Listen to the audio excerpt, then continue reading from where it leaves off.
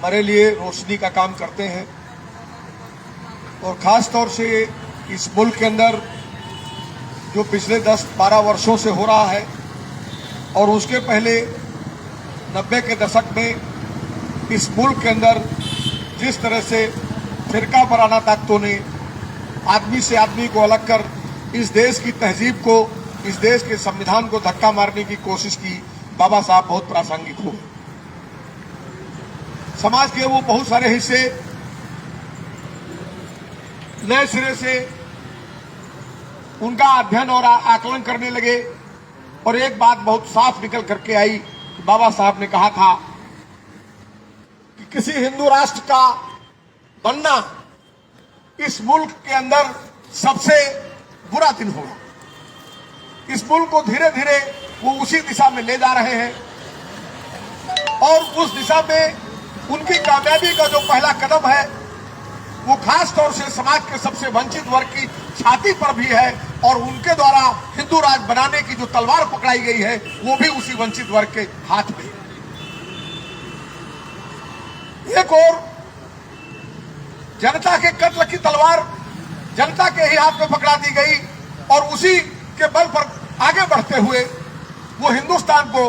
बदल देना चाहते हैं, वो संविधान को खत्म कर देना चाहते हैं, हमारी नागरिक आजादी को छीन लेना चाहते हैं, हमारी सामाजिक समरसता की ओर बढ़ते हुए हिंदुस्तान के सामने वो पहाड़ की तरह खड़े हैं और सब कुछ रौंद देने पर आमदा। ऐसे समय में बाबा साहब बहुत प्रासंगिक हो जाते हैं। मूर्तियों की पूजा इस मुल्क में ये ब्राह्मणवाद का एक सबसे बड़ा अवतार रहा है, कर्मकांड। हमें लगता है कि हम तमाम सारे लोग अपने महापुरुषों को अंगीकार करने के बजाय, उनके रास्तों पर चलने के बजाय, उनके दिए हुए उपदेशों और संदेशों को जीवन का हिस्सा बनाने के बजाय हम लोग भी कहीं कहीं उस नव ब्राह्मणवाद के शिकार हैं। आप अगर देखें तो पिछले लंबे समय में आपको लगेगा कि हिंदुस्तान की जितनी दलित तंजीमें थी, जितने दलित राजनीतिक समूह थे, वो सारे के सारे समूह संघ परिवार की दिल्ली दरबार में चाकरी करते नजर आए।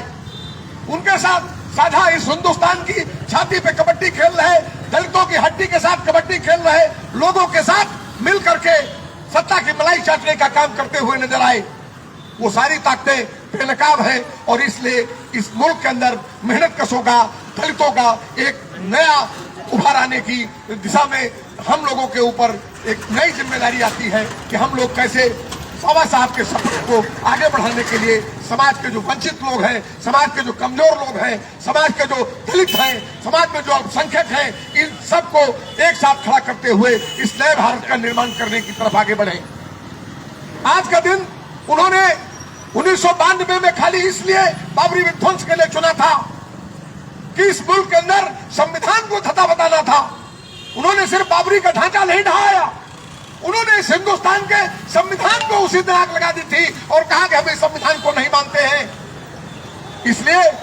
आज ये दिन हमारे लिए बहुत मायने रखता है। इस सांप्रदायिकता विरोधी दिन है, सांप्रदायिक फांसीवाद की ताकतों को चुनौती देने वाला दिन है और ये बाबा साहब को याद करते हुए किसी भी हिंदू राष्ट्र के सपने को कुचलकर इस देश में मेहनत कशों का राज बनाने का संकल्प लेने का दिन है। और अगर हम ये संकल्प ले सकते हैं तो सही मायने में बाबा साहब को श्रद्धांजलि होगी। इसी के साथ मैं उनको नमन करता हूँ, वंदन करता हूँ और उनको क्रांतिकारी सलाम पेश करते हुए